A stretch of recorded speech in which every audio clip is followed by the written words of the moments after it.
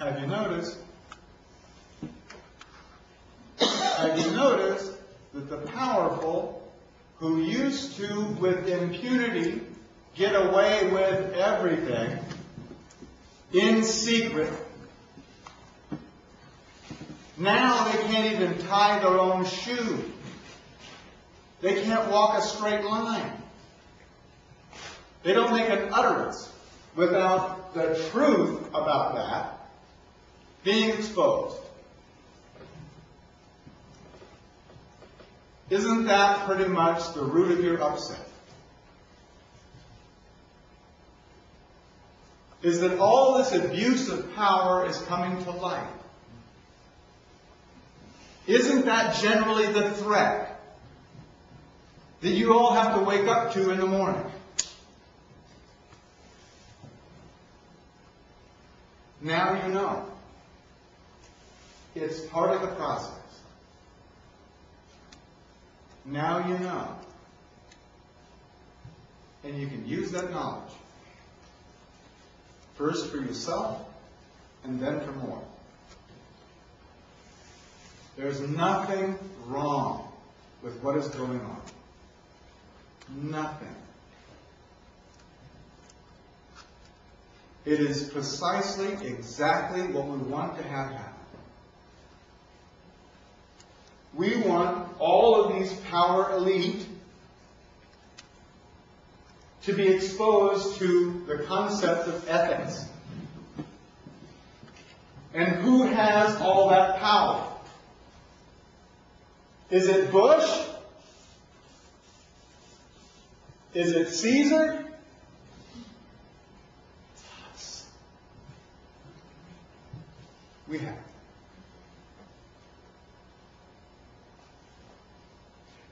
You know what the definition of ethics is? Because some people have ethics and morals kind of meshed together. So I want to make sure that you don't think that one is the same. Morals. The president, our president, is very, very moral, isn't he? He certainly is, and so is Ashcroft and Rumsfeld and Cheney and Wolfowitz. They're all extremely moral people. Morals are a set of ascribed rules that are laid on to you and your consciousness. Morals are a blanket solution to spontaneous situations. Write that one down. Morals are a blanket solution to spontaneous situations.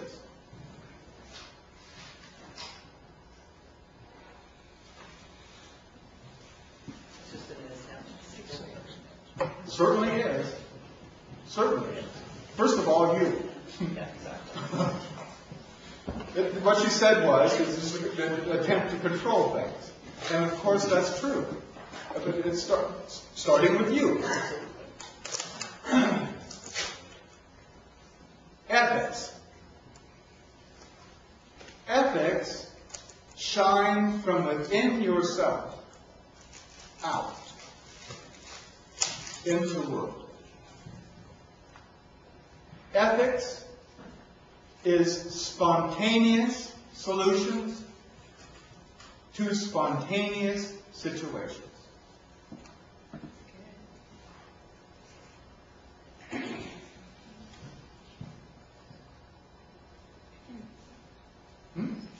I'll repeat again, yeah.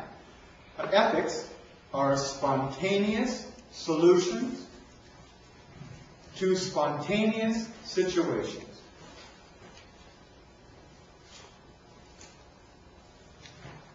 Sounds better, doesn't it? You see, it's perfectly moral for us to be over there murdering as many Iraqis as possible. Because, first of all, they're godless. And second of all, they're standing on our oil.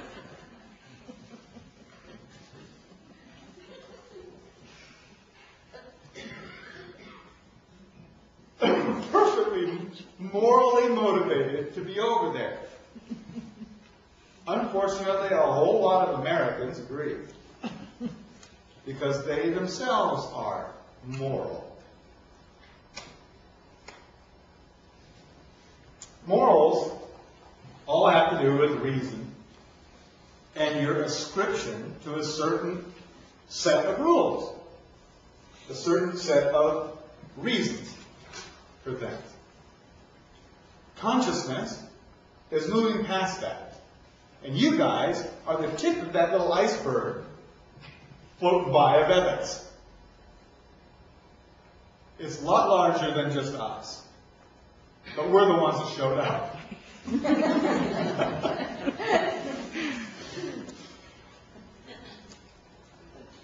Okay. Let's hold for a second.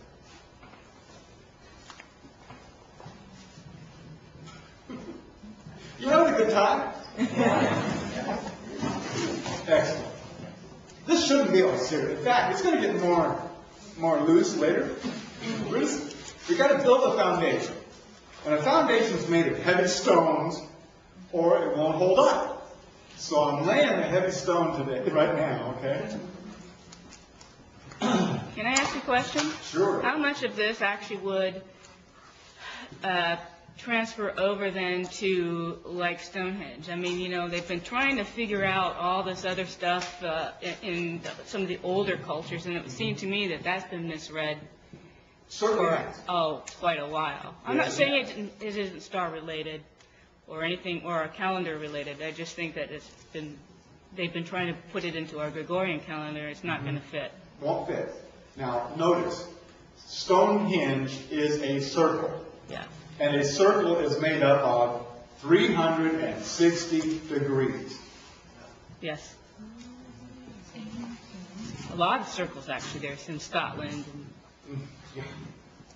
The word Tún, by the way, T-U-N, Tún means stone. And the first calendars were rings of stones. 360 of them, as a matter of fact. And they would be moved in or out of the circle to mark that day. Makes a lot of sense. Yeah. Are we on again? Okay, good. Okay. So, here we have ethics, the concept of ethics. Now, ethics isn't going to stop. This is a new consciousness which is just going to go, just like all these consciousnesses overcame each other and in a row, so will ethics. You'll see quite a churning, though. A churning. A changing. More rapidly than you will be comfortable with. More, yes? What do you see as the ninth aspect of that? The ninth aspect? I hope you're going to be here this afternoon, because that's what we're going to be going into. Yeah. Universal consciousness. We're almost on our break, you know. Universal consciousness also has a product. Yes? Can I ask if 2004 then will be day 5 of the... No, it'll be 2007. Right now we're in the third day. 2004 is the third night. That's 2004. 2005, 2006, 2007. Okay, we'll go into that, believe me. Universal cycle. The consciousness is conscious co-creation. Yay. And that evolution or that development will take 260 days. I'm fooling with you. Actually, it took 16.4 billion years. It's already happening right here, right now. Please notice that we are co-creating this experience.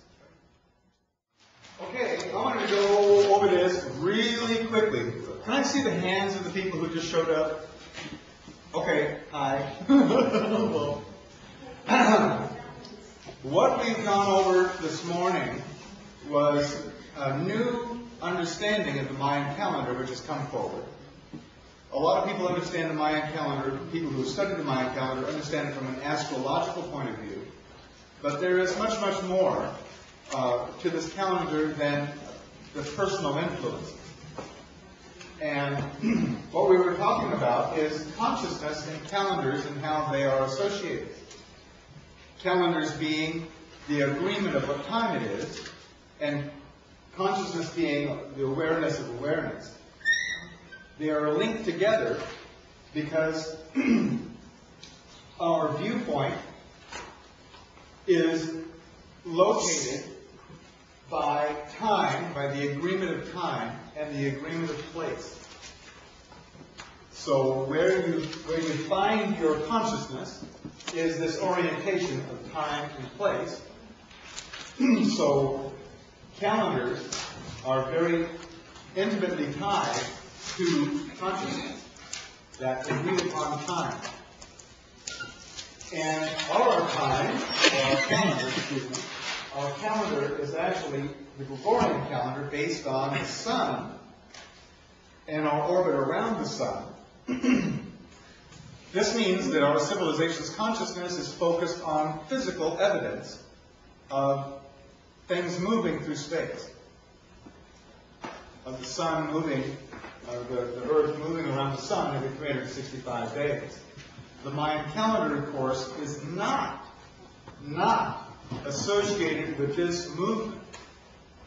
The Mayan sacred calendar has nothing to do with any physical alignment of any planets or stars or galaxies in the universe. It has nothing to do with those other than the universe is a holographic conscious projection. And you know that in a hologram, any small piece of the hologram contains the whole of the hologram. So what we see of those alignments and what we extrapolate from astrological alignments actually comes from creation itself. The whole flow and the whole pattern of creation is what the Maya were actually timing with their two calendars. This 260-day calendar that some of you have the calendar, you just bought one, as a matter of fact, Debbie, have the calendar that explains or that shows the 13 intentions and the 20 aspects of creation in the pattern that they repeat. On a grand scale, that pattern is repeated over and over in a larger cycle called the Tún. It's a 360-day cycle. And it is these measurements of 360 days added and added and added and added together that present the overall pattern of the evolution of consciousness. Starting 16.4 billion years ago, consciousness began action, reaction.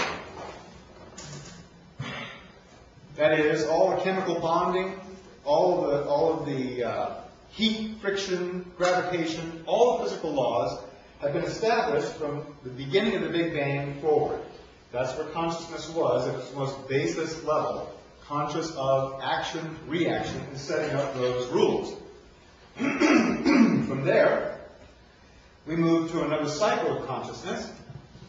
820 million years ago, this one started. And this is a consciousness of stimulus response of life. This individual cell showed up way down here at the very end of this action-reaction cycle. There were actions, reactions, recombinations of molecular makeup, all the way to where there was the living cell. Those living cells conglomerated together into organisms. They organized for better survival potential. And that went all the way through developing the idea of stimulus response as a way to enhance survival and consciousness. Here, 41 million years ago, we started the next cycle called the familiar cycle because The monkeys that showed up 40 million years ago carried forward this consciousness of individual or stimulus-individual response. In other words, not stimulus response, but stimulus, oops, I did forget it. Stimulus-individual response. There we go. No. Yeah? Here, let's move it some more. Ooh, that feels good. There we are. Got you checked right away. The monkeys showed up 40 million years ago and developed the idea of the individual consciousness rather than part of a group consciousness. It was more of a responsibility, but also more of a flexible cooperation towards survival.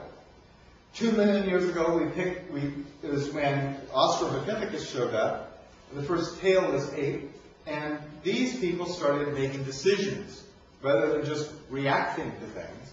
They could start to see similarities and differences. And this is a similar situation, but it calls for a different response. Much more flexibility again to enhance survival and consciousness. 102,000 years ago, we started what's called the cultural cycle. And the cultural cycle was the birth of reasons for things.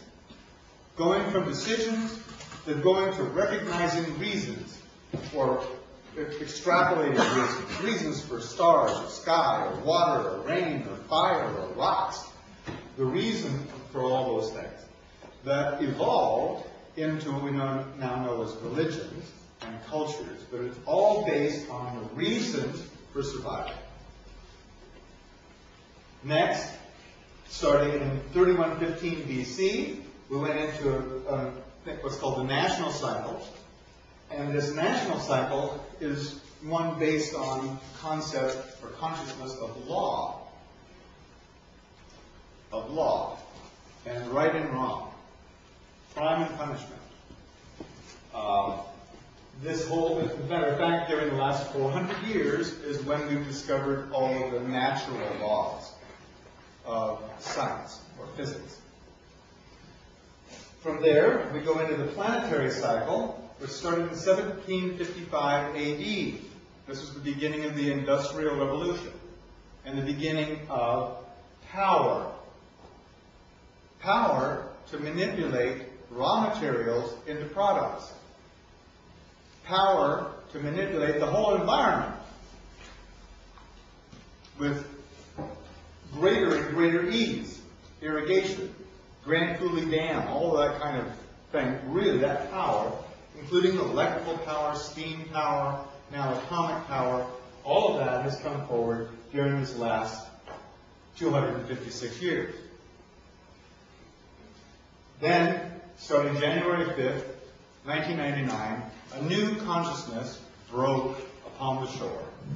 That is, the consciousness of ethics. And ethics is flowing through everywhere. Flowing smoothly, permeating everything. Like all the emanations from the universe, from the sun and from other parts of the galaxy that permeate right through us. All the X-rays, gamma rays, all those physical particles, ethics is moving through with even less impediment in everyone and everything.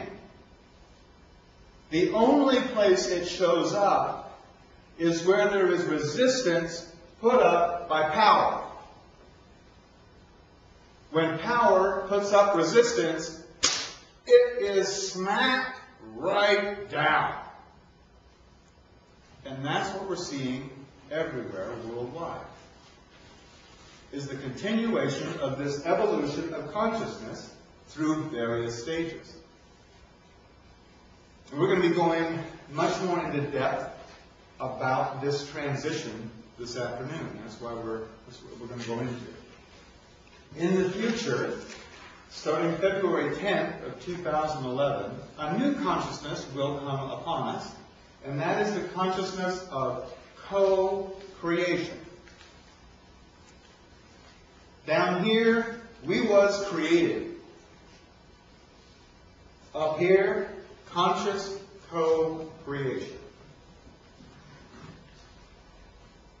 That's been the journey. And within us, because we want to make this clear to all the new people and reiterate it for you guys. This whole pattern of 1 through 13 of 7 days and 6 nights to each level, these 13 parts of the cellular cycle, the bottom one, is the foundation that we're all still standing on. You're sitting on a chair, which is made of particles that were invented during this period of time. You're using gravity to keep yourself there, which is all part of this development. This last 1.26 billion years, we're still living in that. It's still going on. There's 63.4 million years to the end of the mammalian cycle. We're still in it. Here we are, mammals. Then this 3.2 million years, we're in that. We're still living in that period of time. This 160,000 years of the last section of this old 2 million years, we're still here. We have tribes, don't we? Now it's called school. Yale is a tribe. Harvard is a tribe. Boeing is a tribe. Those are tribal groups. Then we have culture. It started 102,000 years ago, this cycle, and it brought us art, and it was based on reason. We're still living in this last 8,000 years of that cycle. We're in every one of these. If you can think of nesting bowls, you know, a salad bowl this big, and then another smaller salad bowl, another one, and now a little dinky thimble cup. That's what this is like. Okay?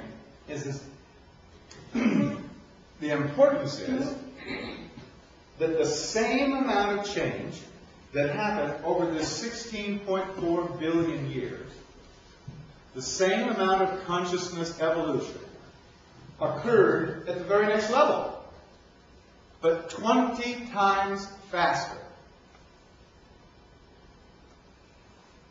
The same amount of change that happened between when two cells got together to where there was elephants and giraffes and us, the same amount of change that occurred there in 820 million years happened in the planetary cycle in just less than 300 years.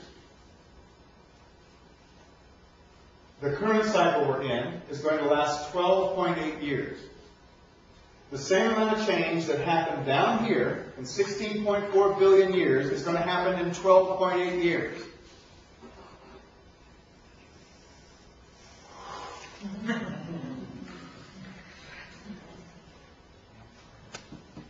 The next cycle, conscious co-creation, we talked about this just before we left. We are obviously already co-creating our experience. Obviously. We're just not doing it as consciously as we would wish.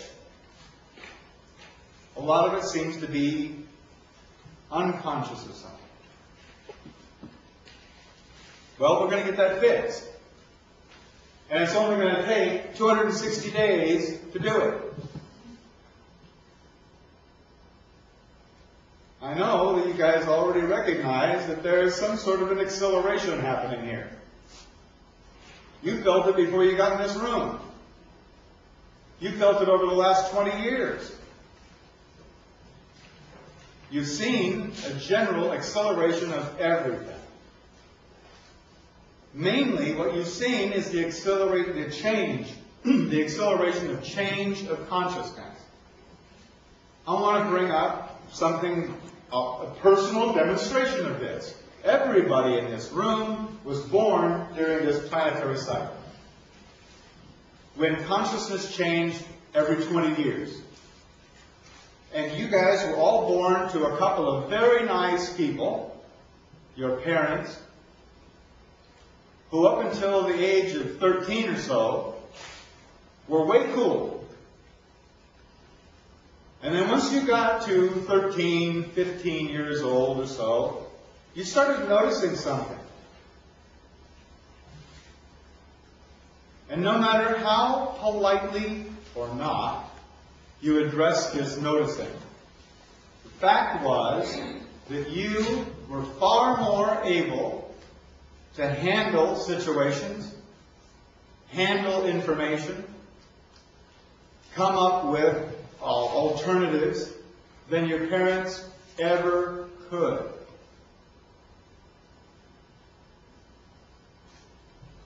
You were more expanded than they were.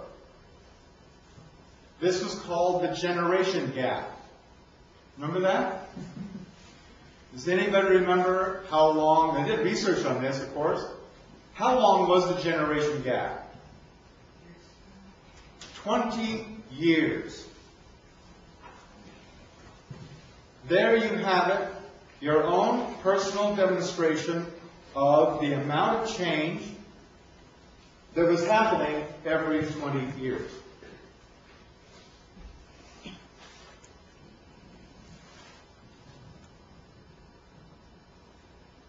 Now, that same amount of change is happening once every 360 days.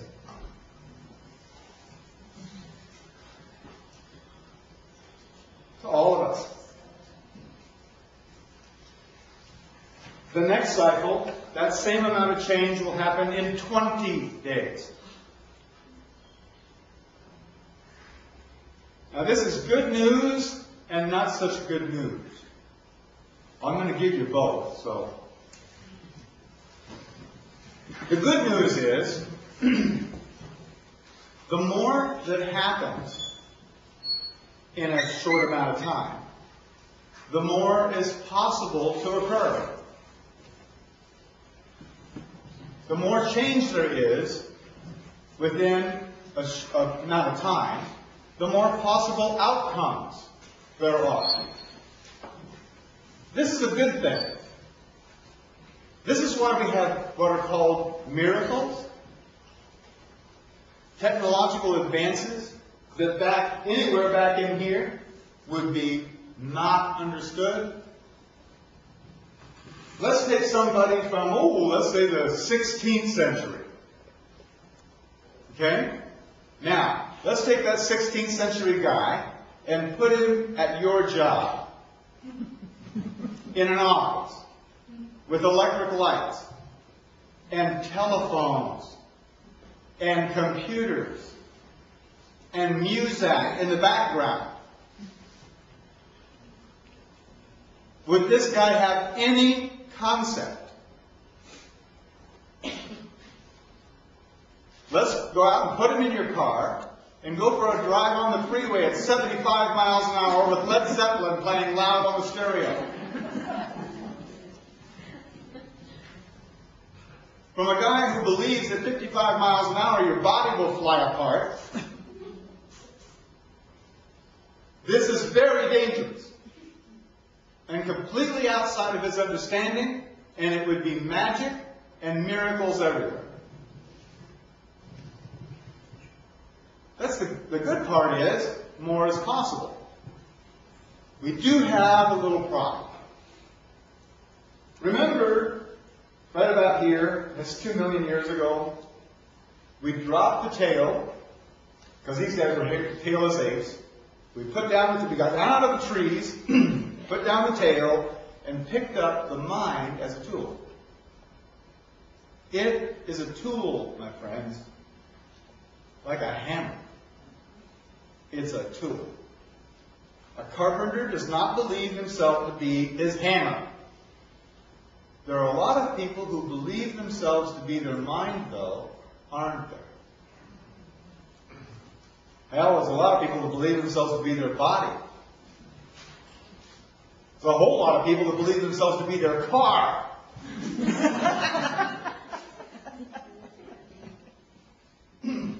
But we do have a problem. The problem is the mind. The mind is a tool, and it has a very specific job to do. Your mind is supposed to see the similarities and differences between things. right? When it's working right, isn't that how it goes? Well, here's a blue chair and there's a green chair.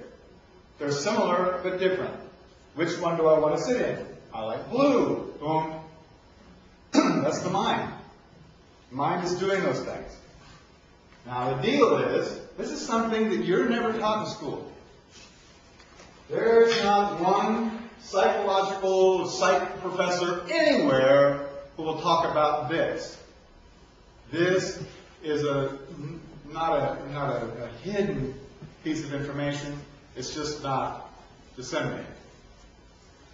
Your mind works with mental pictures.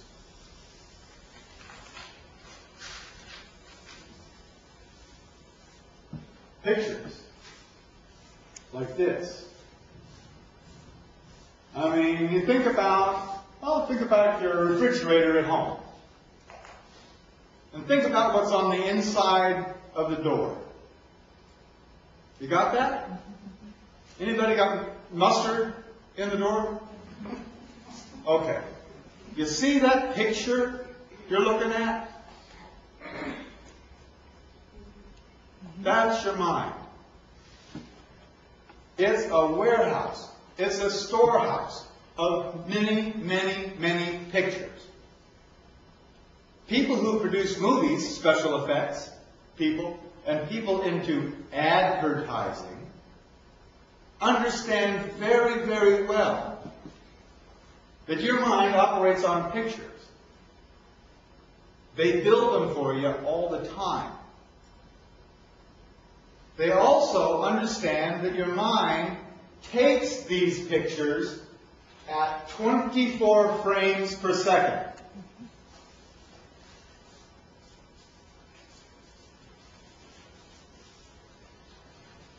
"24 frames per second."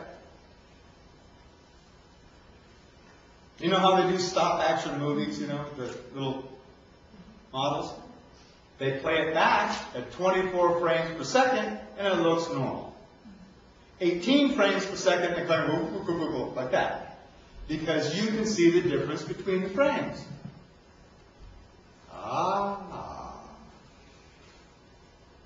Ooh, this is called, by the way, this is technically called the flicker frequency.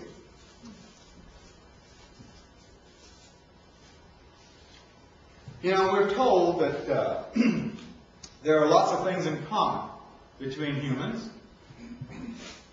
Well, there's lots of things in common with everything that is walking or squiggling or wiggling with the mind. All of them, every single one of them, are operating at that frequency. 24 frames per second is the frequency that we are receiving creation upon. Channel 24. Otherwise, you wouldn't be aware of this.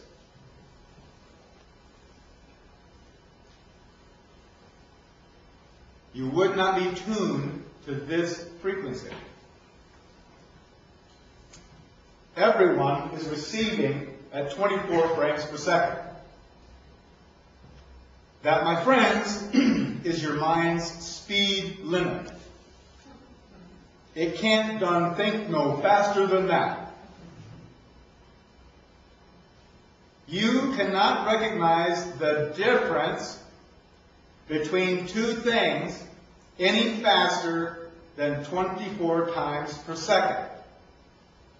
If I had a strobe light up here, I could demonstrate it to you. And I will later.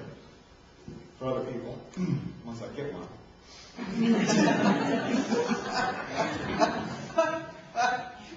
I'll be the strobe for a second, okay? For a few seconds. If we have the strobe going, boing, boing, boing, you know, that's probably 1.5 flashes per second or something, you can see the similarities and the differences. That's your job, the job of the mind, is to see the similarities and differences. Now let's take it up to 15 per second. You can still see it looks weird, you know, it's not steady. Okay, let's take it up to 25. Boom. It's a steady light. Uh-oh. Your mind just got put out of a job. Your mind cannot tell the differences between one flash and another. Your mind cannot any longer do its job.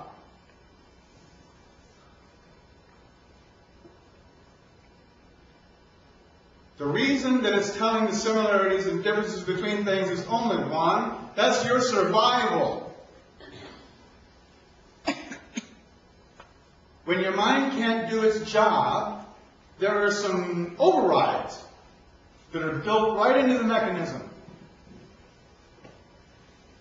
When the mind recognizes it's not able to do its job, some other stuff kicks in.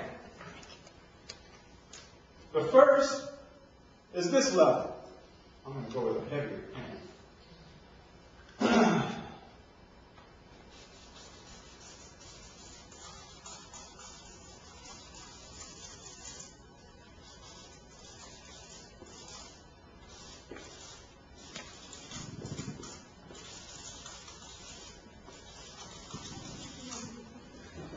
Stress! Stress! Stress is your walk away from it response. Stress is a built-in mechanism to have you leave a dangerous environment. A dangerous environment is one that is unpredictable. You don't know what's going to happen. You don't know what's going to happen because there are too many unknowns. Too many similarities without any difference.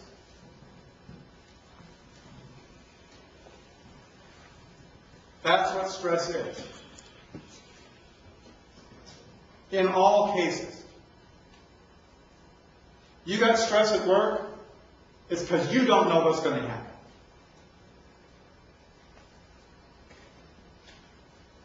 You know what might happen, but you don't know enough about what's going to happen. You got stress in your relationship, same thing. In every case, stress is caused by uncertainty. Uncertainty is because the mind has been, at least temporarily, overwhelmed. And it can't adequately do its job to predict a future, to come up with a sound solution. Every time you guys make a telephone call, you are tapped into a system that makes 2 billion decisions per second. Your mind is doing 33. Or 24, excuse me. Consciousness doesn't have a speed limit, does it? Consciousness is instantaneous. There is no speed limit to it. The mind, though, has a problem. And everybody with one has a problem. That is, that this acceleration isn't going to stop. And there are going to be more and more rapid and more drastic changes all of the time. While the mind is stuck at 24 frames per second.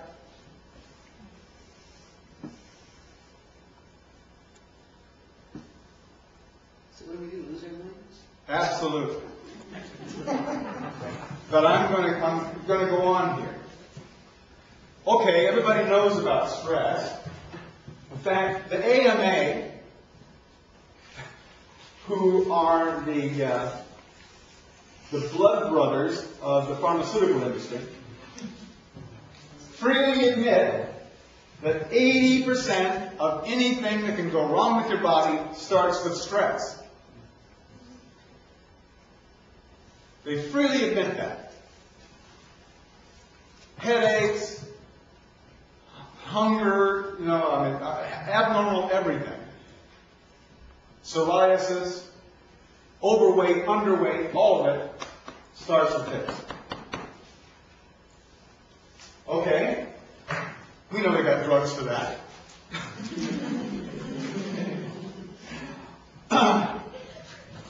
Stress. Well, what happens if you don't handle the stress? There's another level that the mind goes to if you don't handle the stress. And that level is fight or flight.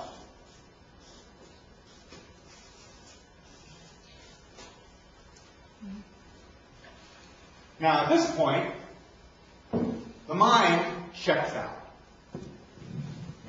It gives your body a shot of adrenaline and says, "You get us out of here, boy."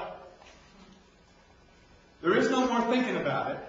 It's running as hard as you can, or fighting and kicking and scratching as hard as you can. That's the next level of survival.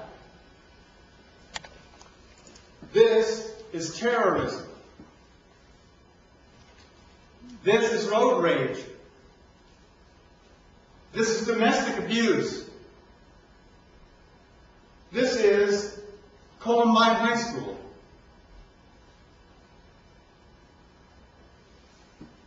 And it's on the rise. Everywhere. This is Israel, this is Palestine, this is Iraq, this is Bush, baby. Fight or flight. We know it's there, we know it exists, we know it's uncivilized. So what do? When you're in a situation where there's a lot of stress, you cannot run away. Who would pay the mortgage? Who would pay the insurance? You can't go fighting your boss, because who would bring you cookies in jail? So what do?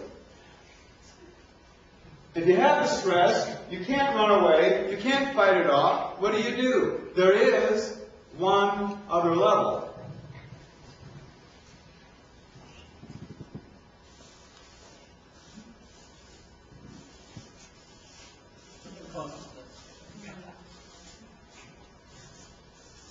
Unconsciousness.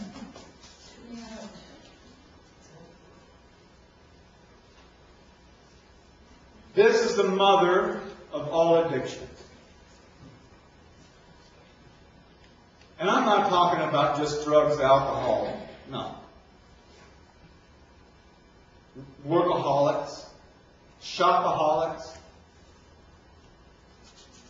people who habitually watch television. What are they all endeavoring to do? No matter what the addiction is, it's all a choice of your preferred method to stay unconscious.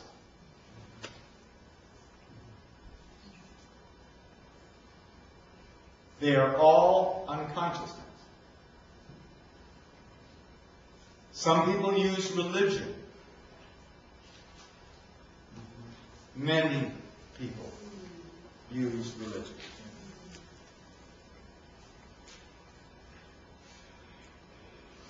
Or fashion.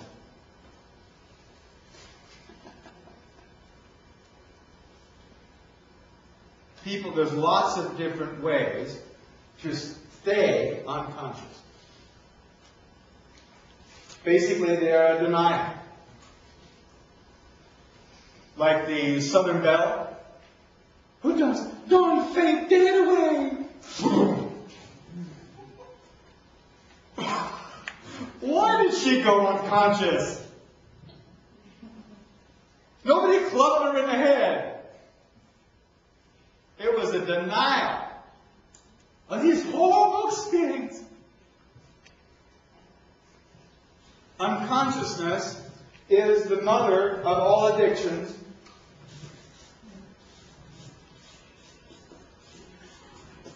And the mother or father of all suicides. Be they fast or slow. Suicide being just a rather more permanent denial.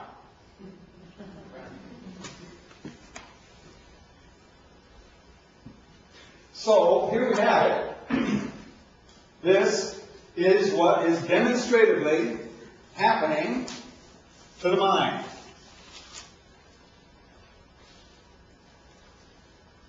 And indeed, every single person is going completely out of their minds.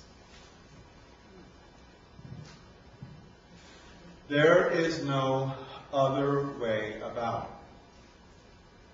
Either you're going to go out the bottom of this thing, and I think if I don't have to, I mean, you've got your own examples of this with people who cannot be here because they aren't physical anymore, because there was too much of this.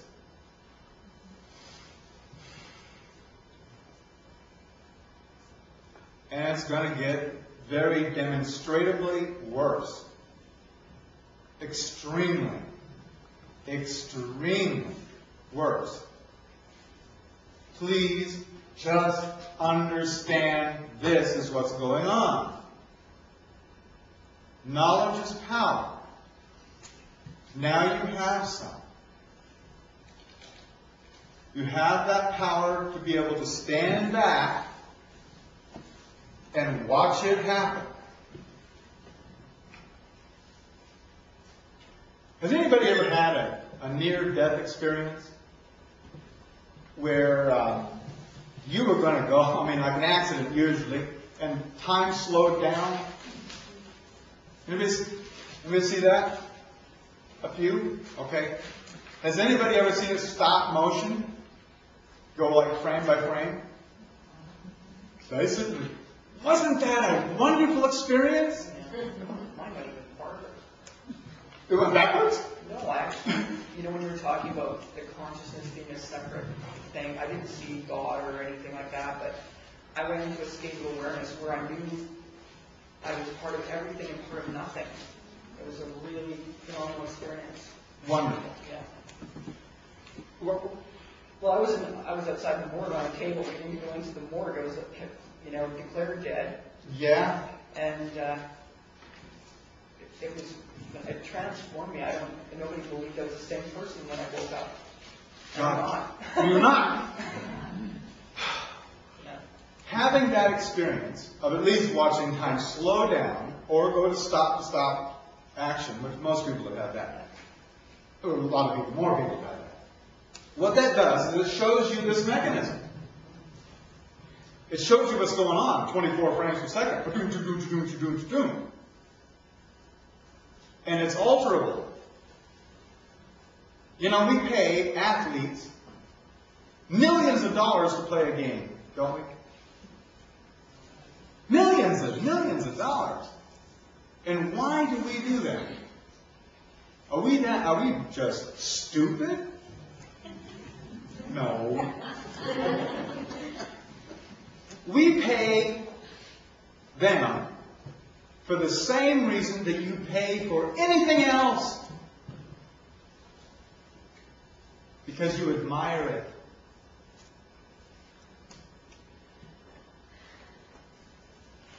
You admire that sweater hanging on the rack. You admire that car sitting in the lot. You admire that guy out there on the field under tremendous stress, and instead of going into fight or flight, he does something entirely different. Something we admire more highly than anything else. He goes into his intuition. In sports, it's called the zone. I'm never going to drink that water.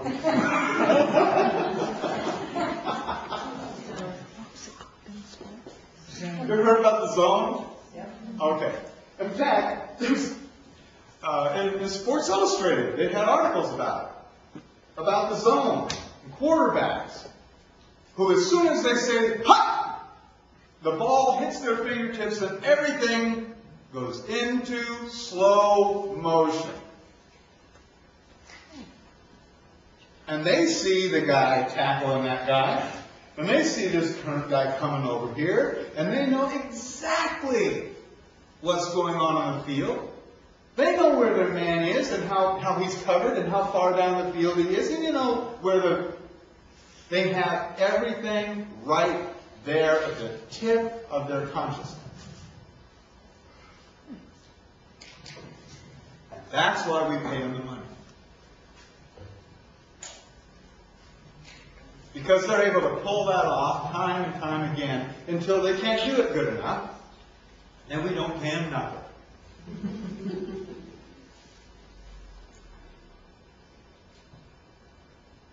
So, we have an option. We stay in the mind, believing ourselves to be our mind,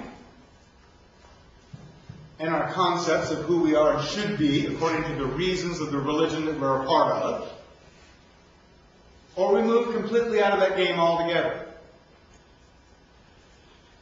We leave the mind behind. It's a tool, like a tail.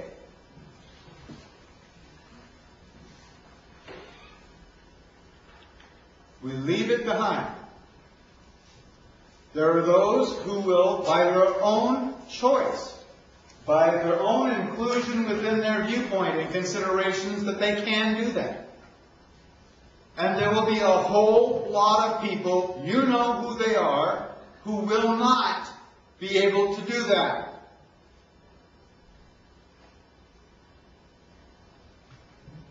Say your goodbyes now,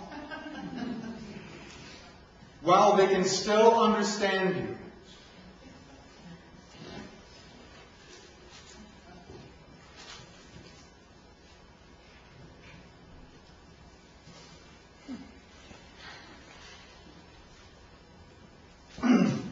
What I want to do is I want to demonstrate, as well as I can, how we might be able to flow into that intuition rather than have it be a transitory experience. We've all experienced intuition, right? Just knowing the right thing to do. Those moments when things slow down, that was probably the most dramatic that we've experienced so far, of following your intuition. You didn't have to think about what to do in those moments, did you? You didn't have time to do it, did you? You didn't have those 20/4 of a second to decide to move your arm or not,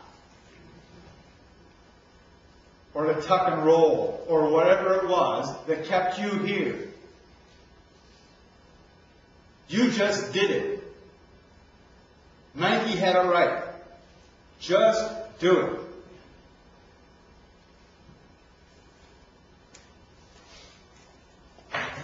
Remember, we had this orientation of consciousness. I'm going to draw it in red here. I'm drawing me too. This is this orientation of your viewpoint. And it's got like a, there's your consciousness, oriented around that point. And then there's this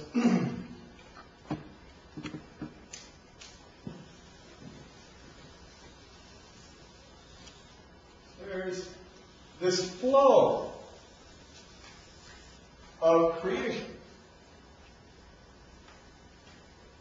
This sequential, moment by moment by moment, as we perceive it, moment by moment perception of a flow of creation.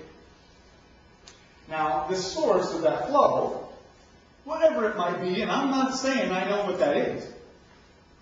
We're not there yet, and none of us are there yet. We're sort of like 3-year-olds that know some things up on the shelf in Mom's kitchen. We know something's up there, but we're just not developed enough to see what it is. We just know something's there. So there is a source point, and from that source point flows all of creation. Now we have found a meter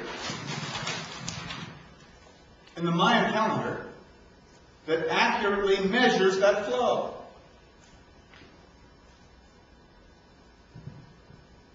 This is a tool. It's measuring that flow.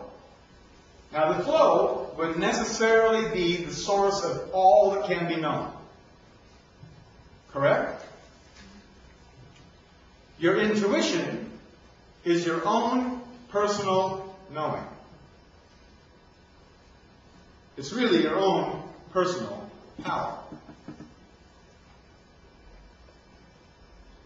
And we all know the law of supply and demand. Okay? The less power is spread around, the more valuable it is.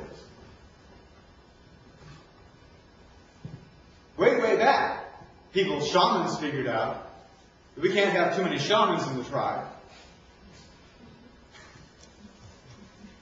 But when the Catholics came along, they really got down to business.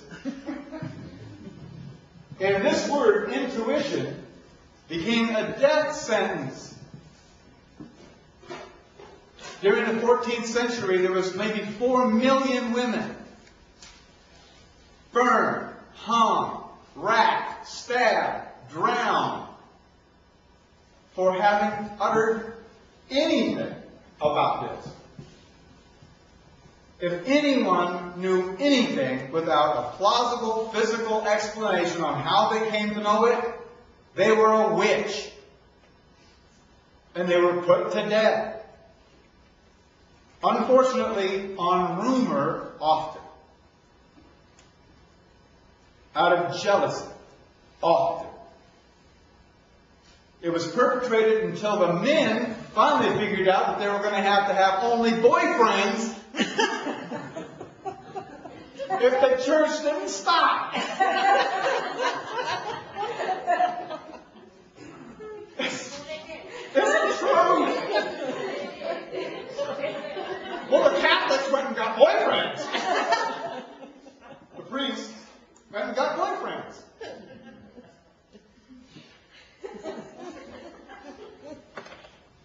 But the women were becoming so decimated, and mostly the good-looking ones, by the way, moved out of the forest and into the factories. Intuition was the last thing we were to bring with us.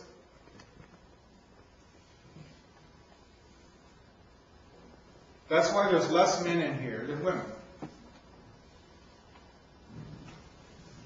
Men still have every bit of their intuition. That's why they're not here. Because they intuited that this was going to be all about intuition. And so they are driven away by a force field.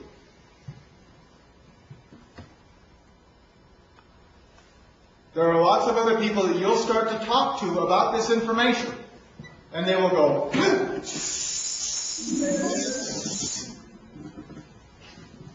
that is their own intuition kicking in. They know what you're going to talk about, and they're not supposed to know. It's not part of their reason for living.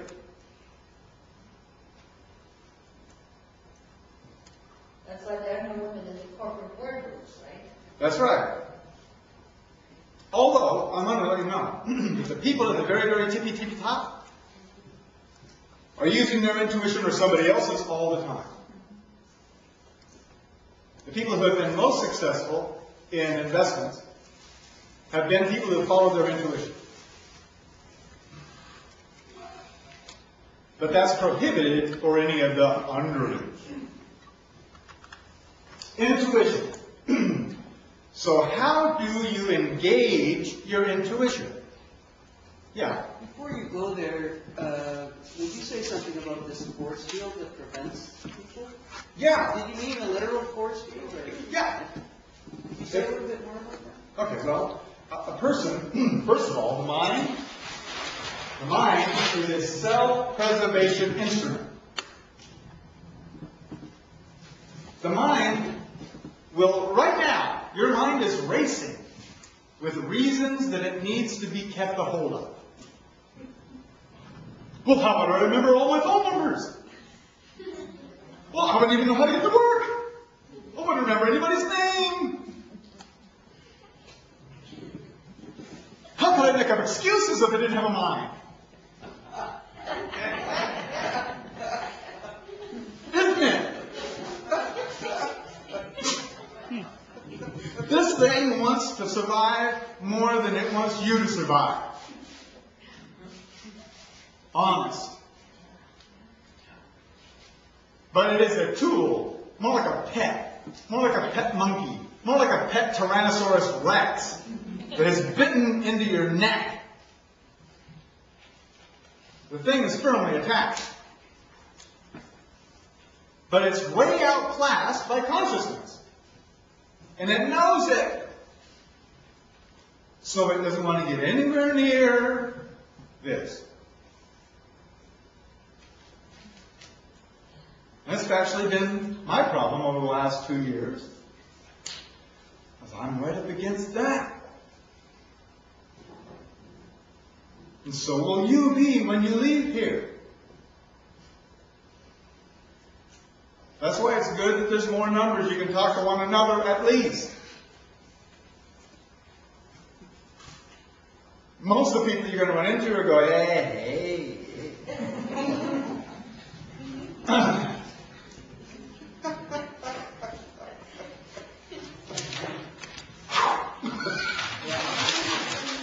Does that explain that, man? Yes, man. Okay. Sir.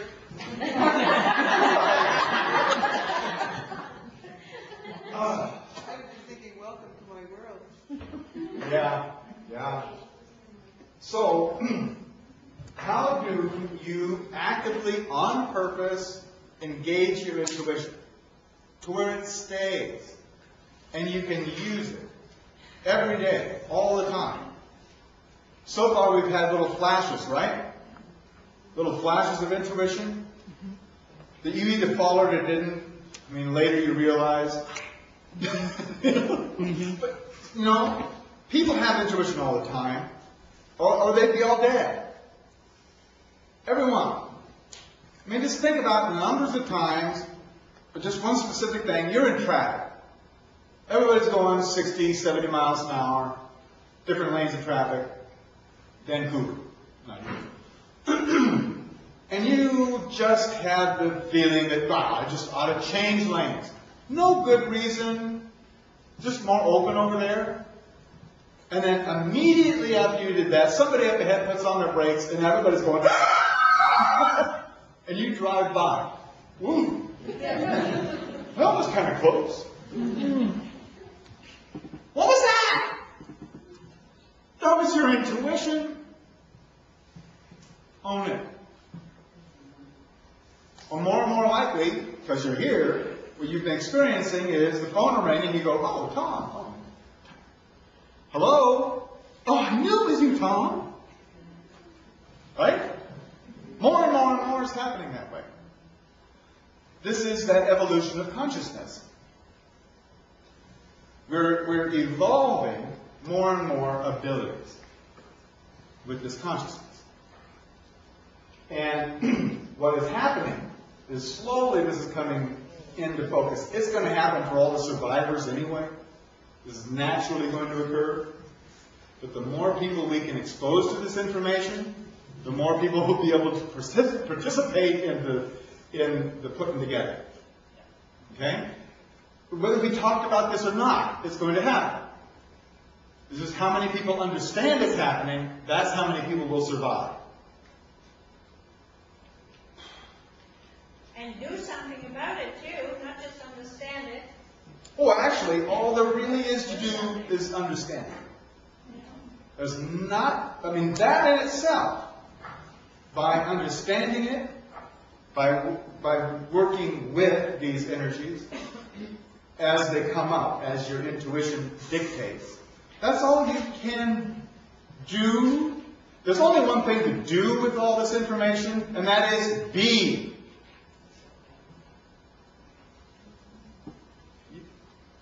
Be. Move past the doing and the thinking and just be. I know that's not possible right now for any of you or me. This is not something we expect this afternoon. You never know. We don't That to some of us. Well, I'm talking just be. Because a lot of us, while we're being, are still doing something. Like thinking, or planning, or considering, or twiddling, doing something. And there really, really is nothing to do with this information other than understand it so that you can be with the process. Does that make sense? Yes. And if it doesn't, I don't care. Because that's your mind is trying to make sense of it, and that thing is out the window anyway. So, the flow of creation is the source of all knowing, including your own intuition. The Mayan calendar, day by day by day, is describing the flow of intuition. There is one major, you can write this one down, one major rule in the universe. This is the supreme rule in the entire universe. What you pay attention to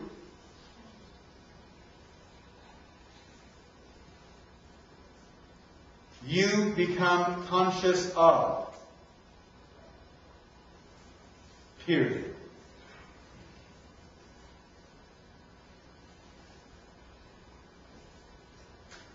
It doesn't matter if you're a 5-year-old paying attention to how many ants are on a stick, or if you are some super-dimensional being who's paying attention to 3 or 4 dimensions all at once. It doesn't matter.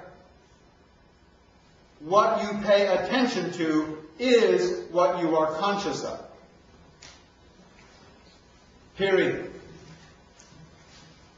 How much toothpaste you're putting on the brush in the morning is how you're paying attention to that. Which side of the road you're driving on. Everything. What you pay attention to is what you become conscious of. What you do not or will not pay attention to, you cannot be conscious of. You can be unconscious of it.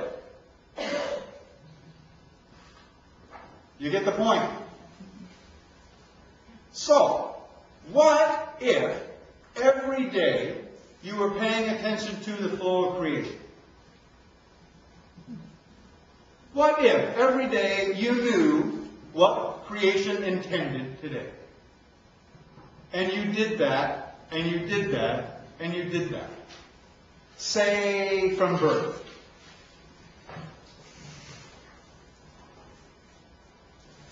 As a cultural practice. The Maya did. And as little as you know about the Maya, possibly, there is a general perception amongst everyone that I've talked to that the Maya had something special going on. That they had some special relationship with nature. Has anybody run into that here? How many people have kind of had that feeling? Maybe that's why you showed up. Because you thought the Maya had something special. And that something special was their intuition. They were living by it, every day, all of the time. It works like this.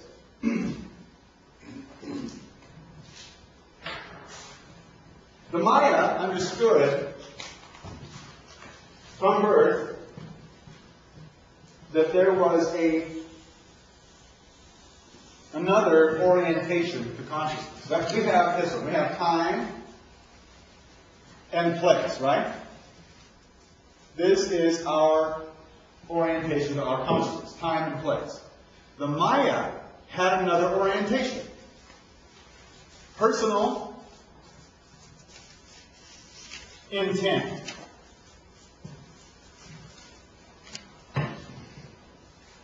Remember the 1 through 13? The personal intent, the personal choice of why you came. The Maya knew that. It was another orientation of their existence. Have you ever been someplace you really didn't intend to be? Like school? Or work? Or in the middle of an argument? Were you very centered? Or were you kind of upset at those times?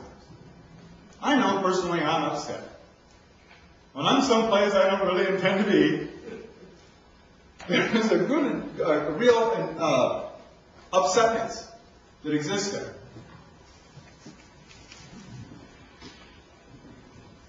And you're not very centered. You want to write something else down? I got another one for you. These are important. And I'll go slow on this. It's a formula. Peace of mind. Write that down first. Peace of mind. Peace of mind comes only when you are centered.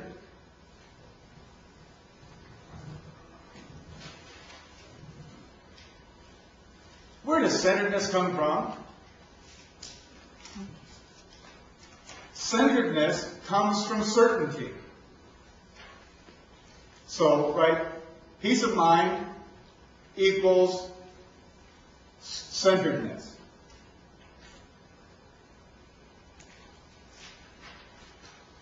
Centeredness equals certainty.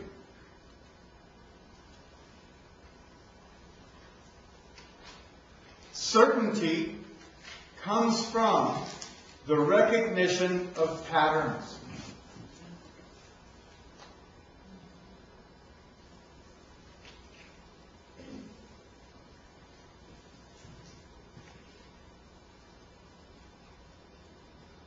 I'm going to run through this again real quick. Peace of mind. Everybody wants peace of mind. Peace of mind is when you can have your intuition. In fact, the definition of peace of mind would be intuition. Living by it. Peace of mind equals centeredness. Centeredness equals certainty. Certainty equals recognition of patterns. Look back at anything you learned. One is driving. Who had peace of mind the first time they sat behind the wheel? Oh, I thought so. Why not? Well, you weren't very centered. You weren't certain because you didn't know the patterns. Brake, gas, clutch. Woo! Ignition. You know? Shift lever. Brakes. You didn't know the patterns. Not even to mention the roads, rules of the road, and those other stupid drivers out there. Which by now, you've proven you're still alive. You have learned those patterns. And now, when you get behind the wheel, you at least have an opportunity for peace of mind. Right? No matter what it is. It could be the waltz. It could be a cha-cha. It could, go out and tango. It takes your own personal certainty, your own recognition of the patterns to be able to do that. The more you're certain of the pattern, then the more peace of mind you have out of a dance floor. It's your whole process. So, by following the Mayan calendar day by day by day, what are you recognizing? The pattern. The pattern of all of creation. And what that automatically does, without thinking about it at all, without even having to consider, well, today is 3, and that means I should communicate, and let's see, that's a transformation, I'm going to transform today. No. None of that is necessary, none of that is helpful. Just knowing that that is the intent on the part of creation. And then going on with your day, whatever happens. That's what's important. Over a period of time, as you become more and more oriented to this, as your consciousness becomes more oriented, more and more it just flows naturally. That the intent of the day plays out in your life. It's not a mystery. It is the same formula we were just saying. The peace of mind comes from centeredness. It comes when you're centered, which comes from certainty, which comes from the recognition of patterns. The more you study it, the more you recognize the pattern. Very simple. Like I said, the Maya had this other orientation of personal intent, and that was according to the 260-day calendar. And then there's this.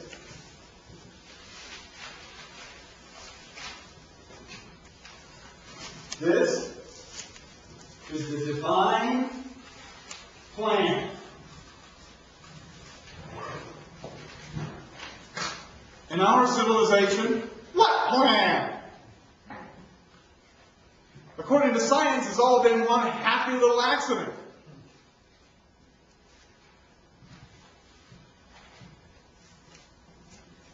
$16 billion years of coincidence.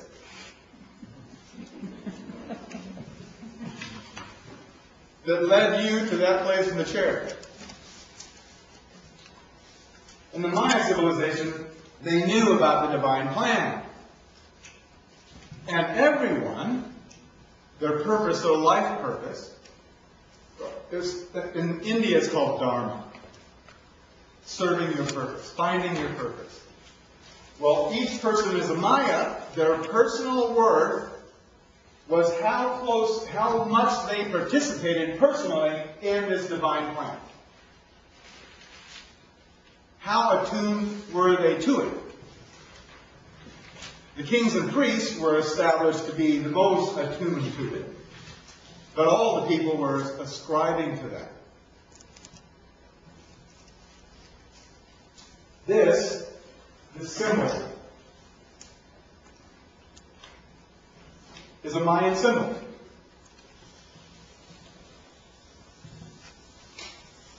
And it has a Mayan name.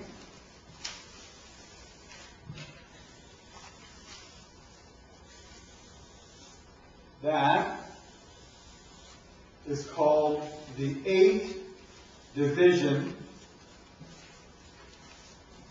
sky place. You see the 8 divisions there? This is their symbol for heaven.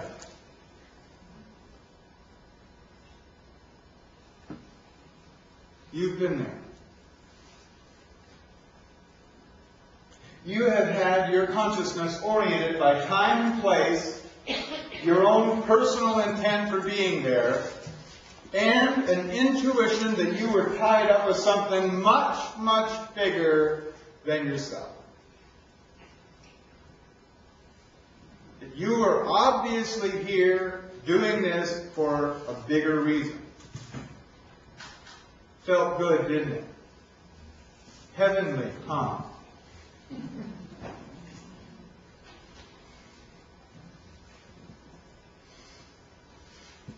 That's what the Mayan calendar is about. That's all it's about. It's not about astronomy. It's not about alignments. Those are incidental. Those are secondary truths. Those are large causes, but ultimately they're effects of a greater cause. The Mayan calendar is a tool to do this. To tune your consciousness to the flow of creation and engage your intuition. Now, I'm not saying this is the only way to do it. I am saying that this way works all the time. Every time. And now we have this tool. That's why I'm talking to you guys. And to everybody else who will listen.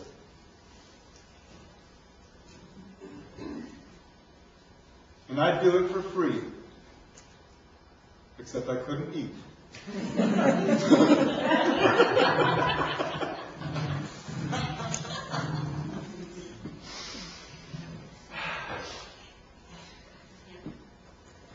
So, these moments by moments by moments by moments by moments by moments by moments by moments are going to get closer and closer and closer together as we go forward here. And as that happens, this is all going to become more and more possible. Everything is possible in the first place, right? Because we live in an infinite universe. As more and more of infinity happens in every moment, as time is compressed into smaller and smaller areas of event, it's sort of like, okay, let's say we had 3 marbles. Oh, let's do this. Let's flip the page. I got a demonstration for you. I already wrote that, so I'll take this one. This is a demonstration of what we're actually going through. And then we're going to go into some deeper detail of the immediate future. But overall, in general, this is what's going on. Here is a moment. And this moment is from the past.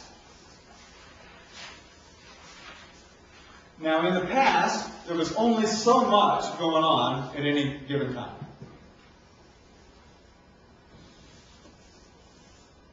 For our purposes, let's say that there were 3 different options available in every moment in the past. That would be something good for you, something bad for you, something right down the middle. Okay? And it's your job to pick out which one's going to get you to your goal. Whatever the goal is. So you're smart. You're going to take the most direct path. So let's make this one be, we'll just make this be the most direct path. We'll put the goal down here. Like that. Okay? So you decide and go in that direction. Toward your goal. And there's only one secret to getting to your goal. Persistence. It's the only thing that makes it. I mean, it doesn't matter what your goal is. I mean, it could be a 6-pack down at 7-Eleven or a Harvard education. What gets you there is persistence. So, we have this. This is the moment in the present.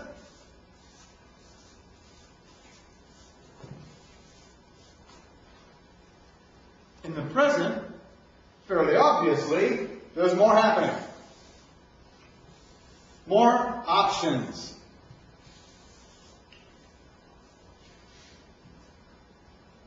Just, you want some proof? Go order a cup of coffee. Like Starbucks or one of your little coffee houses. Back here, there was black, cream, and sugar.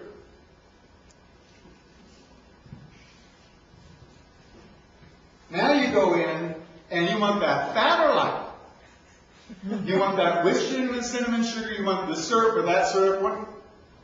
There's more options. Used to be you wanted to go to a movie. You picked out which movie house in your area you wanted to go see, and you went and saw that movie. Now you want to go to a movie? Well, which multiplex are we going to go to? And then you stand out and you look at the marquee and you say, what am I going to pay attention to tonight? Out of all these options, what am I going to pay attention to? You have more options than any humans ever have had, ever. So, still your job is to get to your goal. Here's your goal. Which one are you going to take? That one. And you know what? Look what happened to the persistence. The persistence is shorter, isn't it? And you come up with friends and neighbors, experiences where somebody comes up to you and says, you know, I was just thinking about such and such, and wow, it happened. I knew that this and this was going to happen pretty soon, but it already is. Hasn't that happened to you? Either other people coming up to you or your own experience? The persistence between your idea or plan and the actual manifestation of it is shrinking. It's going to keep on doing that. This is both for good and not so good. What a person puts their attention on, they are going to become conscious of faster and faster. This means people who are in their mind, which is where fear lives, and all those dire circumstances which aren't here yet, but could show up at any moment, are going to.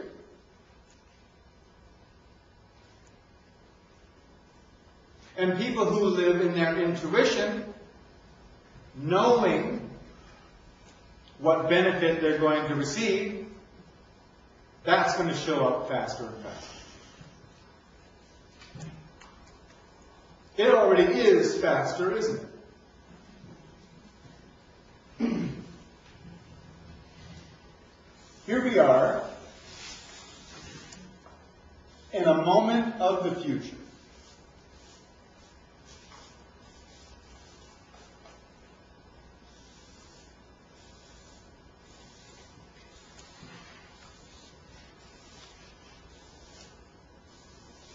A few more options. I mean, back here, you want to go to Tahiti, build a boat. Here, you want to go to Tahiti in the present, go up to your computer and tap a few keys. You got a ticket. In the future, you want to go to Tahiti? Here, step in this little booth and punch those coordinates. And then walk back out of the booth onto the sand.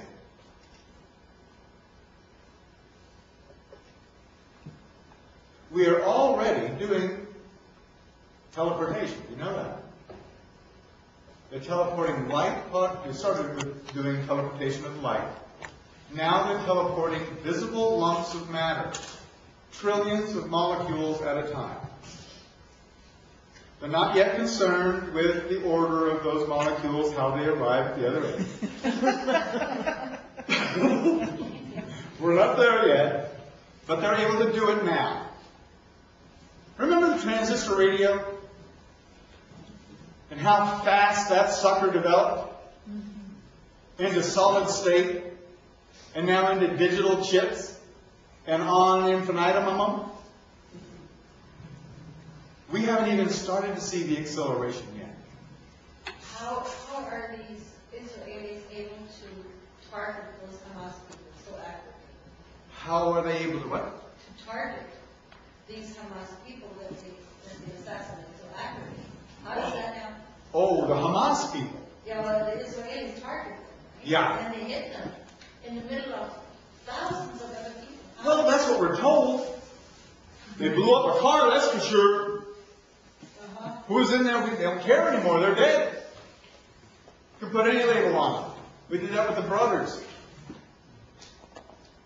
Hassan and Hassoun, whatever the guys. Who knew who these people were? And their bodies have never been examined by anybody. Yeah. What I'm talking about is that there's going to be more and more changes.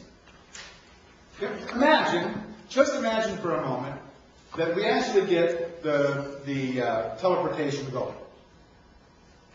Then what happens to everybody who works on trucks? Driving trucks, working in retail.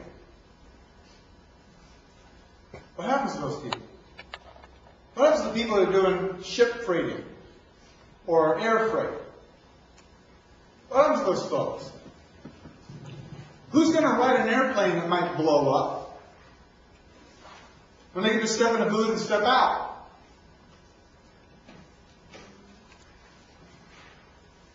I'll tell you who. Those people who are afraid. Those people would ride the airplane that would blow up.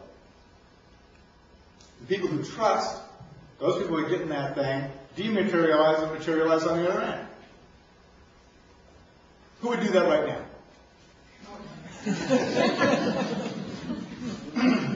Not everybody. And if you went out into the shopping mall and asked that,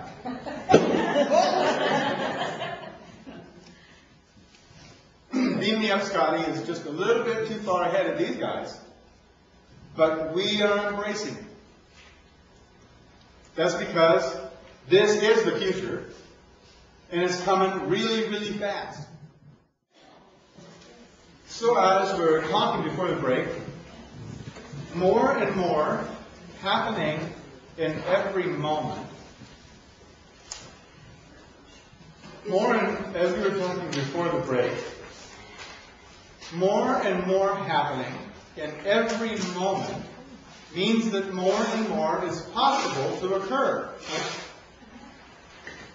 This is actually the source of all of the miracles that we are experiencing. Medical miracles. I mean, how many people are alive in the room today because of a medical miracle developed that would have, not developed, you'd be out. 2, 3 people. Okay. And some of you may not even know that you have been the beneficiary of one of those developments of medicine. If you look carefully at things like the development of communication, there was first writing, then there was the newspapers, then there was telegraph, then there was the telephone, then there was the radio, then there was the television, now there's the internet. What's next? Telepathy. Wide open, accepted telepathy. And the reason that is going to be happening, is simply because we expect, our consciousness expects to be able to be in instant communication with anyone, anywhere. You know, you hear people decry technology. I know I do. In fact, in the past, I have complained about technology. But looking at this whole pattern, technology is really only the footprints of consciousness. You can't really see consciousness, but you can sure see where it's been. Because there will be a piece of technology sitting there. These developments of these communication abilities, for instance, are the footprints toward telepathy. And we're all getting it. Those people who are afraid to divulge all secrets will be precluded from experiencing telepathy. Those people who have nothing to hide, those people who are living ethically, will be able to experience telepathy.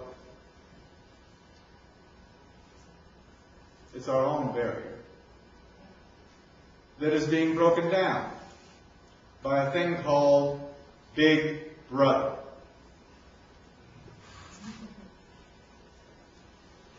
Big Brother is eliminating the secrets. Big Brother knows nearly everything there is to know about each of you.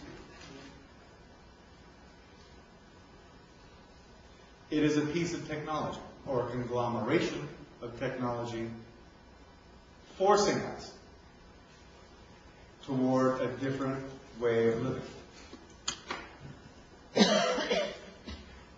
Now, there's a fear associated with Big Brother. That's because right now we have a power of consciousness. And who knows what they're going to do with that information to empower themselves over you. That's the fear. The fact is that an ethical consciousness would not use any of that information to harm you in any way. And that's what we're moving toward. So in the future, the possibility of telepathy is wide open. These are the kinds of developments that will be happening that will radically change our world. Radically. Hundreds of millions of people put out of work by the advancement of technology, by the advancement of consciousness. It's already happened to millions, but it's going to happen to hundreds of millions of people. This could be a little upsetting as we go forward. But there is no stopping it. There's only understanding it and being with it. Hello. You said that hundreds of millions of people will be put out of work because of the advancement of technology and consciousness. Mm-hmm. But those are two different things, aren't they? No. No. Because technology is only the footprints of consciousness. Because of the consciousness we develop technology. Right. Yes. Because of their consciousness, we've developed technology. And then use that technology to become more conscious. It is a two-way street. Now, let's talk about what's going to happen at the end of the Mayan calendar. And then we'll kind of backtrack a little bit and go into what's happening right now in our immediate future. Okay? What happens? What happens on the Mayan calendar, October 28th, 2011, is absolutely everything, all at the same time.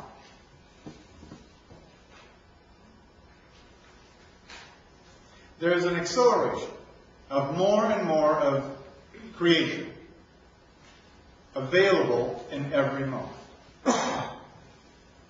You got that? More and more of everything available in every moment.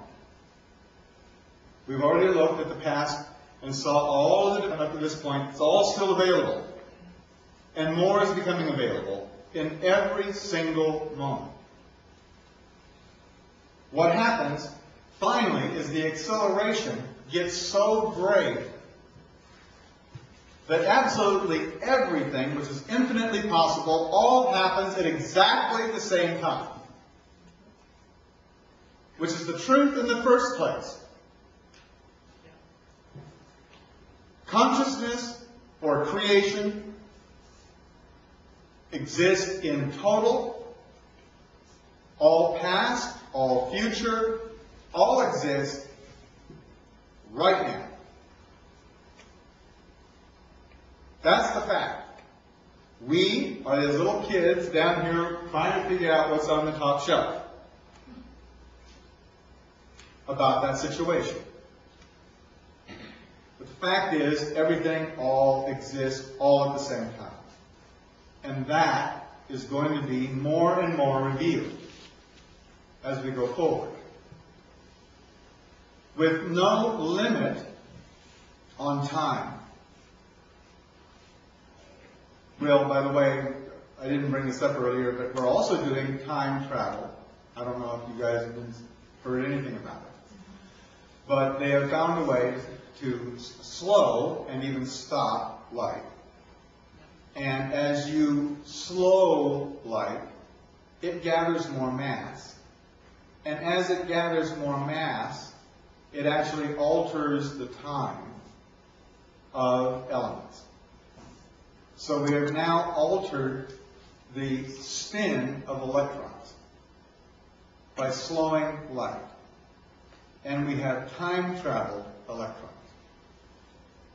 Not objects yet, not animals yet, but electrons. We've already done it. It's just a matter of very little time before we start to be able to alter time with technology. That's on the way to this.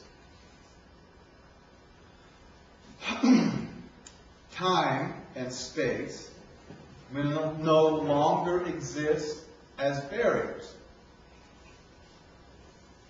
of any kind. You could be anywhere, anytime, all, everywhere, all the time, by the time we get here. To try to explain what that would be like is pretty well impossible. We just don't have the words or the consciousness yet to grasp that. If you watched What Dreams May Come, that movie, What Dreams May Come, what the person paid attention to showed up, didn't it? Robin Williams, yeah. What the person paid attention to was their manifest reality. That's the closest analogy we can come to what this is all about. But with no limit. The only limit would be your imagination. But by that time, your imagination is going to be as infinite as creation. That's where this is all headed. That's where it has always been headed. These layers are building and building. And what they're building is heaven. Everywhere. Yeah. But none of this would be available without the ethics. That's right. Absolutely important. Vital. Extremely. Ethics. What he just said is none of this would be possible without ethics. Absolutely correct. We're going through a sieve here. Wheat from the chaff. Sheep from the goats. exactly as prophesied, exactly on time, we're going to go through the eye of the needle, folks. And you don't get through that eye encumbered. I bet you've noticed things falling off, haven't you? First, all kinds of considerations about who you are, who you should be. Those things have fairly well dissipated, or you wouldn't be in this room. Maybe some job positions, maybe a relationship or two have just sort of peeled off. Expect a lot more of that. Yeah. You know, one thing that occurred to me a while back too is that at any time I attempt to control anything, it turns around and controls me. That's right. And so as soon as I let go of any attempt to control, then the freedom occurs. Yes, that's true. You see, that's, if you look at, I mean, what's power all about? Control. That's what it's all about. Has been all about, is control. Without ethics, that's all this is aimed at. Now everybody's had the inkling, some inkling of ethics, all the way up. But it hasn't been the driving consciousness. It hasn't been that impetus of change. So between where we are now, which is the third day, and this right here, we have a lot of changing to do. Or allow. Okay? More. Just allow it to occur and not resist it. The resistance is trying to exert control over the rate of the change or the direction of the change. Ethics, on the other hand, is going to be flowing with that change. I wanted to go through, I mean, it's very important that we get this understood, what we're going to be going through the next few steps. And I just want to, I think we can draw this, so I'll just do it. I'll just do it here. January 5th, 1999. Can anybody remember what they were doing in January of 99?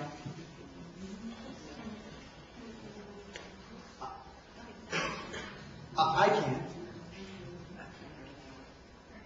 I can't. Let's go, huh? Oh, well, that was the when it was in change over the money. No, it wasn't. 99, January 5th, 99 was the beginning of that. And it was right around March or so that I personally heard about Y2K. And that future loomed bigger and bigger and bigger. See, during the first day, this is the beginning. It'd be like holding a seed in your hand. It's not planted yet. It's just potential. Here's an idea of what will be. That's what this is about. That's the intention of one. And that's where this was. And that idea was that you had better become self-dependent. That whole message, you be self-dependent. Because what was shown to us is that our systems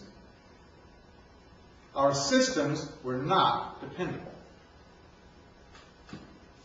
Up until that point, no one had a glimmer. Oh, we knew we were polluting the planet. We knew that eventually we'd destroy it all with our systems. But nobody was looking at the fact that the systems themselves could break down. Not until that consciousness was injected into us. And then this line right here, that blue line, the beginning of that first night, was December 30th, 1999.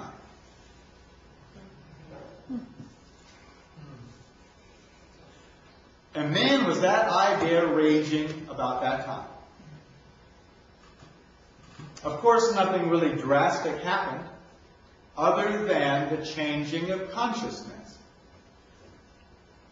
which is all this is about anyway. The events are secondary. Consciousness first. So, first of all, we got the idea. Then what you do is you take and you plant the seed in the ground. That's the first night. So the seed goes in the ground and it germinates. Now, we all had a plan, whether it was a detailed plan, whether we had boxes of food or not. We all had some sort of a sketchy plan as to what we'd do if the whole thing went down the chute. Didn't we? Not that you talked about it to your neighbors because they didn't want to hear it. But we all had a contingency. As vague as it might have been, we had that. And during this period of time, all those plans sort of, because nothing happened, they sort of all just got integrated into everything that was going on. Then we come up here to the second day. The second day is when the seed sprouts up out of the ground. And you all know, the sprout comes up, oink, oink, 2 leaves, displaying polarity. Left, right, light, dark, male, female, good, bad. They're displaying that. That's what this is all about. You know what happened right here in that period of time? The WTO riots. Which one? The first ones. In Seattle. The haves and the have-nots went on display.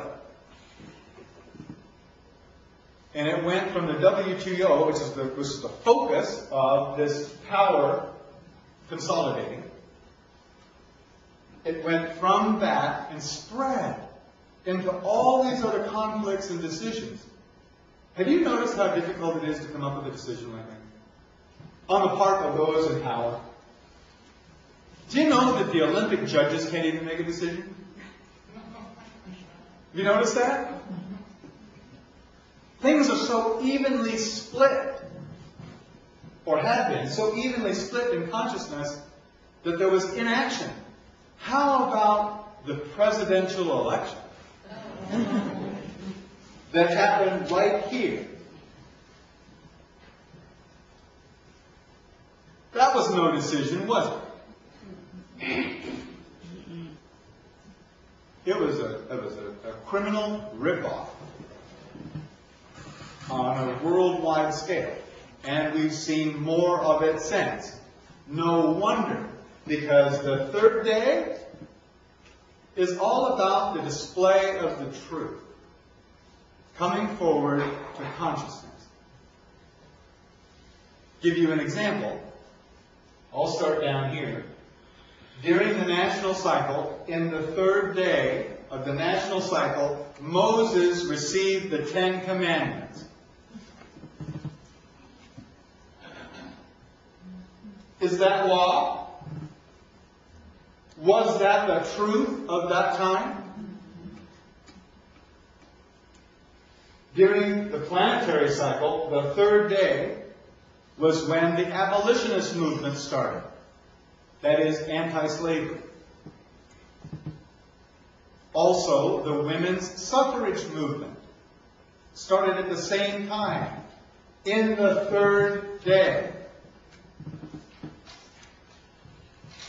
Is that a truth that was exposed to the world consciousness? That everyone is equal? Did that become law? Has it been usurped by power? Yes. But the truth was laid down in the third day. It was the third night of that cycle that we had the Civil War.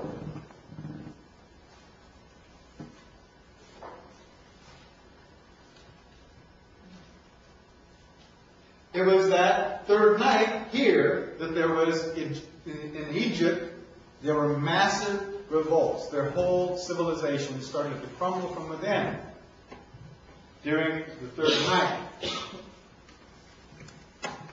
after the Israelites had left and the plagues and pestilences descended, and civil strife everywhere. This third night starts December 9th, 2003. Since when? December 9th, 2003. We start the third night.